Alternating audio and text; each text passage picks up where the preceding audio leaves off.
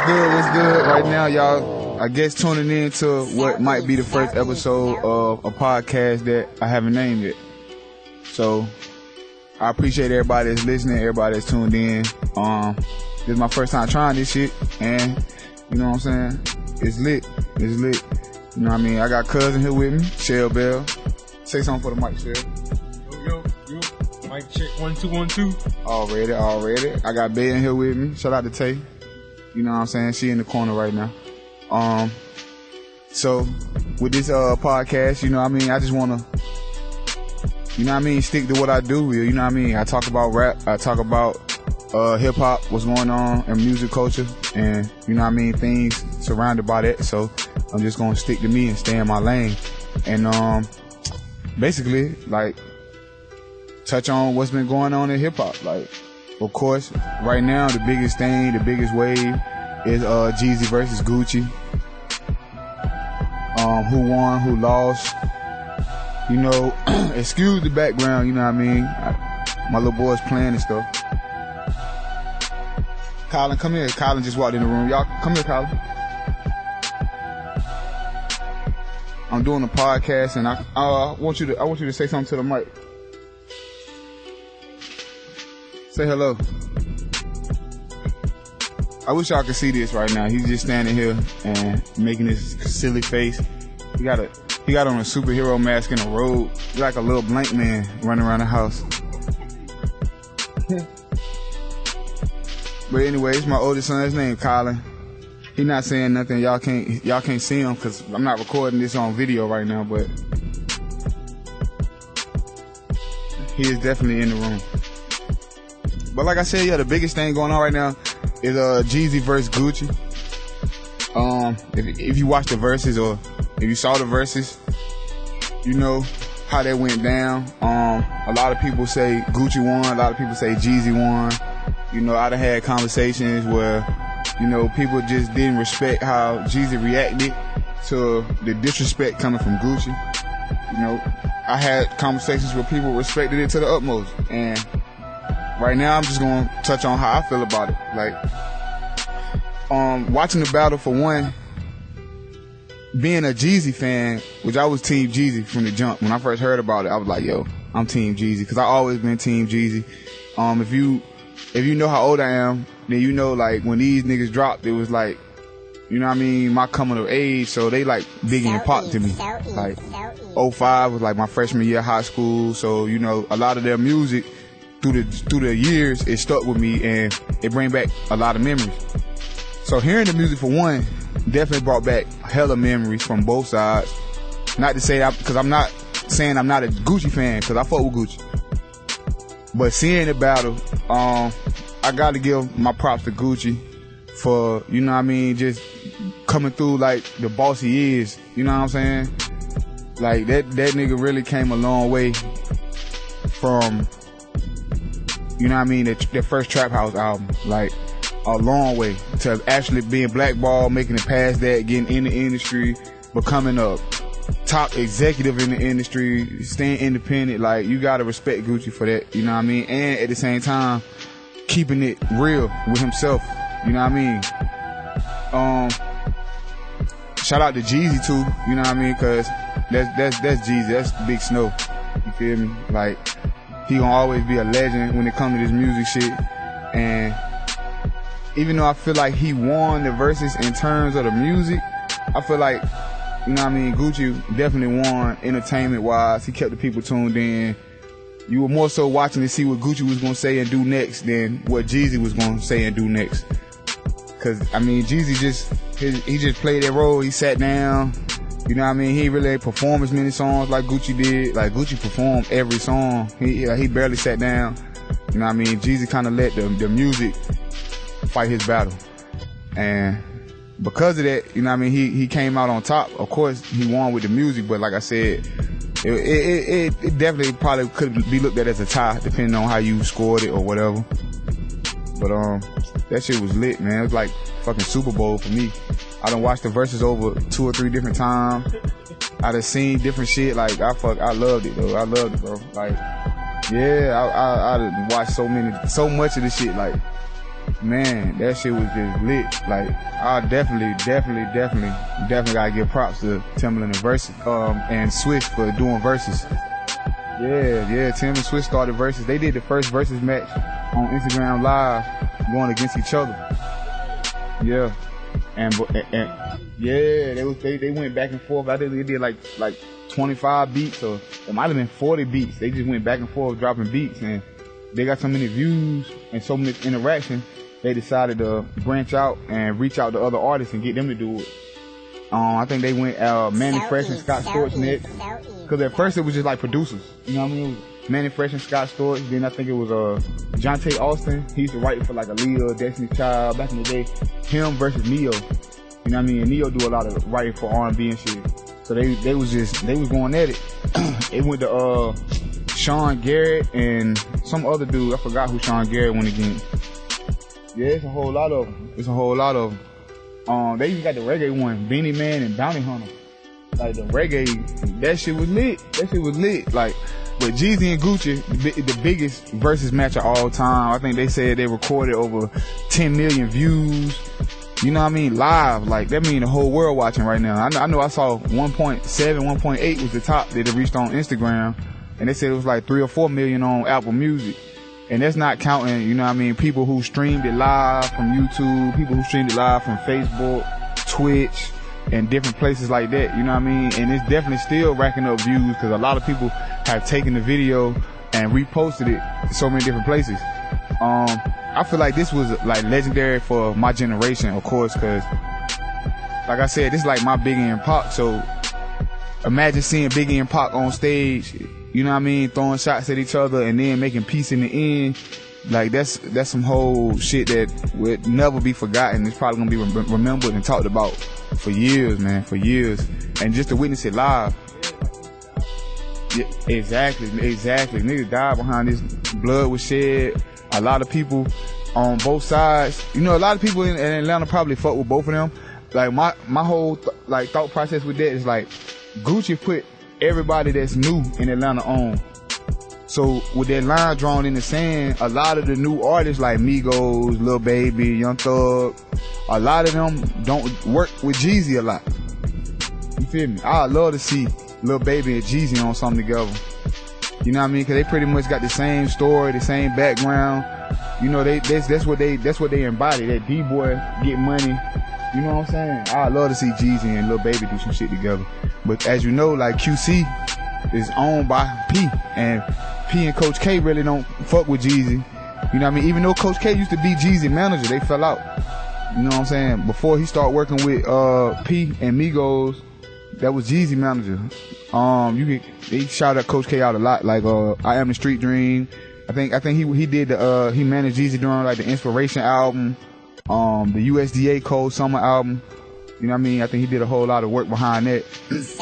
So he definitely played a big part in Jeezy's legacy. And it would be dope, like I said, to see a lot of these new rappers fucking with Jeezy. And it might bring something out of Jeezy that, you know what I mean, that people been waiting for. You know what I mean? But at the same time, like, Jeezy has grown and developed as an artist to where his message now is completely different from when he first started. You know, when Jeezy first came out, he was straight trap or die. You know what I mean? I could get 20 in the Avalon type shit like that. Like, you know what I mean? Don't get caught. You know what I mean? Stuff like that. Y'all, just welcome my other son just walked in the room. His name Caleb. This is my youngest son. You can't see him, like I said, but I'm gonna see if I can get him to say something to the microphone. Say something to the microphone. Say something, man. That's me tickling him, y'all. Alright. But yeah, man, like I said, I love to see like a lot of new artists coming up from Atlanta. You know what I mean, working with Jeezy more closely, and I love to see Jeezy doing more. Like, if people, I follow this stuff real closely, so I can tell you a lot of different stuff that you might not see. Like, the And Then What video that with Manny Fresh, he dropped that probably 2005. This was on Thug Motivation 101. If you look at the video, YFN Lucci is in the video as a kid. He started out in the video. And the first single that he dropped off the new album, Recession 2, you know what I mean? YFN Lucci also made a cameo in that video, and just to see that come full circle, like a Jeezy and Lucci collab would be dope. You know what I'm saying? And more people like that. Like you see Jeezy work with young artists like Trouble, Future when he first came out, but he ain't really did as much as Gucci has. And just to see him kind of go in that lane of leaving a legacy of artists behind, I feel like that's dope. Which I feel like it's coming in like the next few years with him getting that new position at Def Jam, being a senior advisor to the chairman of Def Jam Records. Like he basically telling the boss, he the boss's boss. So you know what I'm saying? Like that's dope. Moving on to another subject. If y'all been paying attention to the Quando Rondo and Lil Von situation, if you didn't know, you know what I mean, rest in peace to King Von. I'm pretty sure everybody has seen the footage and replayed it, and you know what I mean, been seeing details that came up about that night and what happened. And Quando Rondo recently released a single that details what happened that night and his position on what happened that night. And you know, he said a whole lot of shit like, you know what I mean, pick your mans up, he shouldn't have never put his hands up, the fans doing the police job, you know what I mean, you supposed to walk it like you talk it. Like he basically saying, like, if that's the life you live, that's the life you portray, you telling all these people that's how you living, you know what I mean, you gotta be ready for what come with that. And you know, if you didn't know what's going on with the case with the guy Lil Tim, he claiming self-defense, saying, you know what I mean, Von them hop out 30, 40 deep, and it's just him and Quando and, you know what I mean, maybe one or two other people. And Von, you know what I mean, with no words being said, just came and started throwing hands. Like, so I feel him. You know what I mean? You got 40 niggas coming up fighting, then what, you know what I mean? That's not even a question. I feel like he did the right thing in his situation. And from his point of view, his shoes, I feel like he made the right decision. You know what I mean? And that's what I would want somebody to do with me. If, you know what I mean, if I'm fighting, and even if I'm not losing or winning, I don't think that really pretty much mattered at that point. If you see 30, 40 other men coming, you know what I'm saying? Ain't no telling how that's gonna turn out. You know what I mean? And before we get jumped, I'd rather that happen. You know what I mean? With what Lil Tim did. But if you didn't know, he claiming self-defense, saying, you know what I mean, all these different things, like they weren't looking for a fight. Von came and he was the aggressor in the situation. And if you know what I mean, got any comments about that, or you got a perspective, or you want to add some input about that maybe I could touch on the next part, then definitely leave something in the comments, or, you know what I mean, let me know, hit my DM, all that type of stuff. But yeah, Quando definitely snapped on this song. I feel like it's a classic, and it's definitely touching on the same kind of emotions and pulling at the same strings as the Gucci and Jeezy beef. You know what I mean? Because like I said, blood was shed in that. And I feel like this down the road, 15, 20 years from now, we might be trying to look at a Lil Durk and Quando, or Lil Durk and Youngboy reunion type thing. Ain't no telling how that's gonna turn out, but that's where I feel like, you know what I mean, it kind of brought about them same kind of feelings. If you ain't know the title of the diss track, it's called End of Story. Like, if you follow King Von, if you follow King Von throughout his career, he done dropped Crazy Story 1, Crazy Story 2, Crazy Story 3, and then Quando, you know what I mean, just dropped this End of Story. I feel like he kind of trolled him a little bit. You feel me? Yeah, that's the name of the song, End of Story. Yeah, Von had the Crazy Story 1, Crazy Story 2. Yeah, that's how he came at him in the song. You know what I mean? It was straight disses. Like he won't apologetic or regretful at all. Like it was straight diss. Yeah, fuck you, you dead. You should have never put your hands on me. You know what I mean? That's what he took. I don't know how this gonna go when I upload it, but I'm gonna try this out. I'm gonna play the song for y'all. You know, YouTube crazy with the ads, but here you go.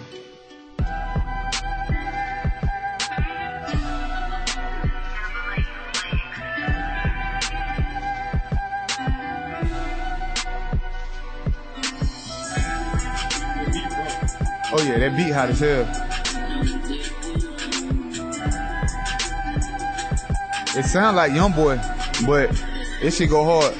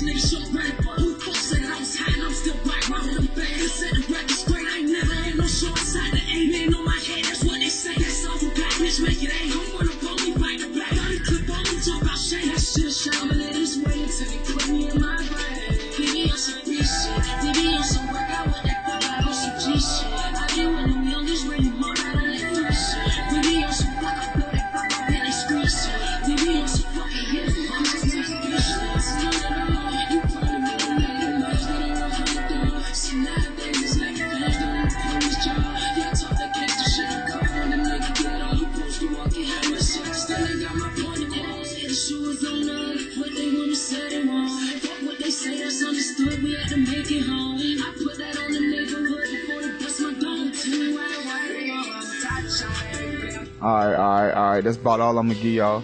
But you know what I mean, he was saying some treacherous shit that, and I feel like I just want to see how Dirk responds, or if anything happened to Quando or whatever. You know what I'm saying? Like, I just want to see how this play out. Let's move on to something else. New music that done dropped. I feel like Meek Mill probably got the hottest project out right now, in my opinion. But that's because I'm biased, of course. The Quarantine Pack EP, 4 songs. The shit he got with Lil Durk, probably my favorite song right now. I've been playing that in the car all day on repeat. Jeezy with the Recession 2, another classic from Jeezy.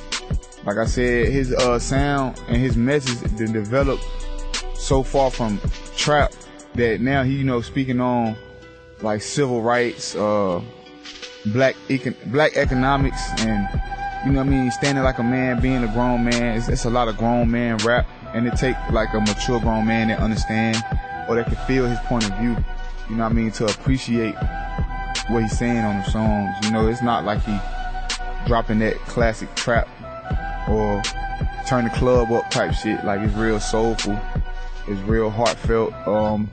You gotta feel him. Megan Thee Stallion dropped. Good news. It's supposed to be her debut album, I guess. But I ain't listened to that. Like I said, that's pretty much not my lane of music. I'm not ready to, you know what I mean, listen to that and judge that because I can't relate to it. So I ain't fucking with it. Who else dropped? That's all I can think of off the top of my head right now. But that's pretty much what's going on in the music industry, what's going on in the music world, what I've been paying attention to, you know what I mean, things that I've been following and stories that I've been following. And like I said, this will be the first maybe prototype episode of my podcast. I still don't got a name for the podcast, but this is my podcast. And I thank y'all for tuning in. I'm going to post this and we're going to see where it goes from here. Maybe I'll have a name by the time I post it. Maybe I won't. But y'all stay tuned. Stay locked in. Again, it's your boy at Trizzy Snap. Y'all go follow me everywhere. My social media handle is the same on everything. Twitter, Snapchat, Instagram, SoundCloud. At Trizzy Snap. Flight Code Music Volume 2 is out right now. The link is all over my social media as well. Y'all go get that and stream that. Shout out to Murder Guappuccino. Shout out to Easy. You know what I mean? We put in a lot of work on that EP. Anything else that I need to touch on? I think that's it. And I'm going to wrap this podcast up. And I'll see y'all later.